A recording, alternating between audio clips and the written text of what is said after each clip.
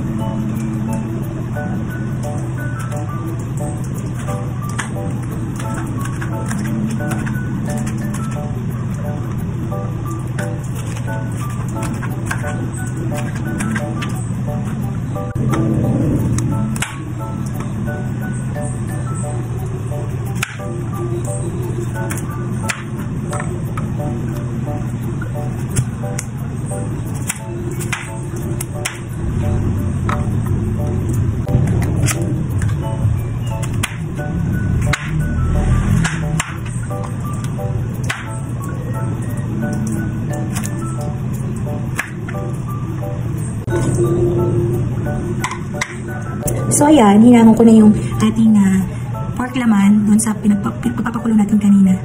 Ayan. So hindi kasi ako magigisa ngayon. Lahat to ay pakulo. So yun lang kasi nabawal sa atin ang, o hindi naman sa bawal talaga, pero umiiwasan talaga ako sa masyadong mamantika na pagkain. Lalo kung pork yung ulam, di ba grabe na siya magmantika. So dyan ako talagang paus. So hindi na kailangan hindi na kailangan pagigisa-gisa, pwede naman lahat pakuluan. So, later na lang. Wala ko kanina nakalimutan ng mga ingredients. Buti na lang available siya rito sa bahay. So, ayan, nag-slice ako ng hotdog. And then, buti na lang meron din yung sister-in-law ko ng peanut butter. Kailangan pala niyan. And then, meron tayong Himalayan salt dito, pink salt. And then, kapiranggot na brown sugar. Hindi ko rin siya masyadong lalagyan din kasi ng brown sugar para hindi naman ganun ka-tamis. So, ayan, yun. Usually na siguro. Yun na siguro yung mga kulang ko dito sa ingredients ko. So, later na lang. So, ayan. Since natin mga sa inyo na more on pakulo lang talaga tayo sa ating mga ingredients and sa ating karne, tinanggal ko na yung unang kulo ng karne, pinalambot ko na siya ng gusto kasi kailangan nga malambot din talaga yung karne. And syempre wala na tayong gallbladder, mahirap na magtunaw basta ng kinakain. So make sure talaga na malambot yung kinakain kong karne. And syempre diba sino ba namang may gusto na matigas yung karne kakainin niya. So ayan, pakulo na ulit ako ng tubig and nilagay ko na yung karne natin laman. Nilagay na natin yung sibuyas. So sisilingan tayo nag-isa ng mga ating ingredients.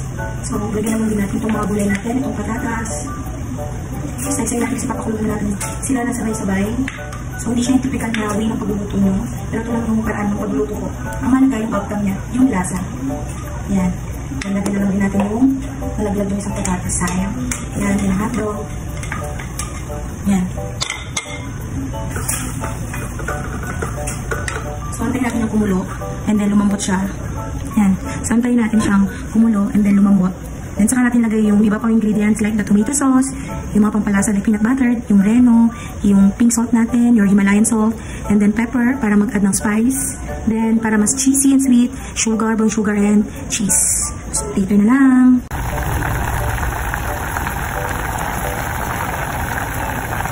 So, ayan.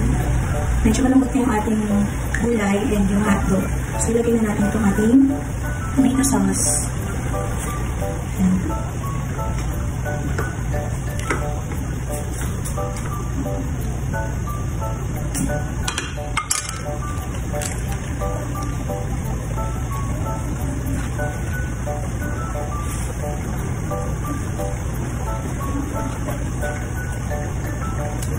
Lagyan na rin natin yung ating pork cube. Ayan. Yung ating pink salt or Himalayan salt.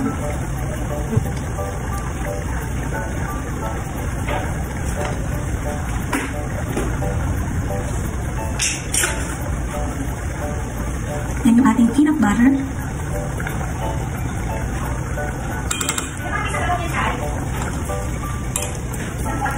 Then after natin nilagay yung peanut butter kanina, lagyan naman natin itong reno. Hindi ako marunong magbukas yun. Wala kasi kami yung or ito lang nasa yung can opener namin. Hindi ko alam kung meron pa kami can opener. Pinapin na kasi luma na yun. Hindi ako marunong open. Kasi tayo. Para naman mag-add ng sweetness and spiciness, nilagay tayo ng konting brown sugar. Wala naman kasi natira. Hindi pa kami nakaka-grocery. Ayun, may nagdibig sobrang sweet kasi may peanut butter naman. So, ang nagdagang na sweetness ang ating brown sugar.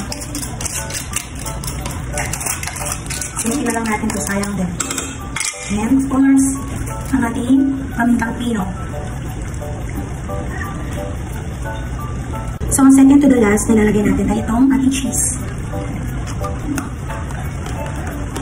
Para medyo spicy, sweety, and cheesy ang ating, dinivil ko na, kami na siguro ito, caldereta, pork caldereta.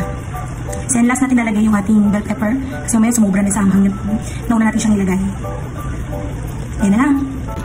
So, papakuluan lang natin siya ng konti, and then ilalagay na natin yung ating last ingredient, which is the bell pepper. So, ayan. Ready for lunch na. Yan. First time ko nagluto ng caldereta na hindi gumamit ng yung mga ready-made na ng mga seasoning or yung naka-mix na ready-made mix, caldereta mix. So ngayon lang ako nagluto nito na yung talagang lahat fresh yung ingredients. Yan.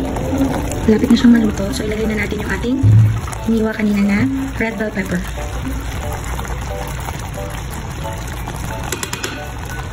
So mamaya na lang ipapakita natin ang ating finished product. And ito na yung ating finished product. Ang ating pork caldereta ala mamuftu. So yun lang po. Thank you for watching. God bless everyone. Bye-bye!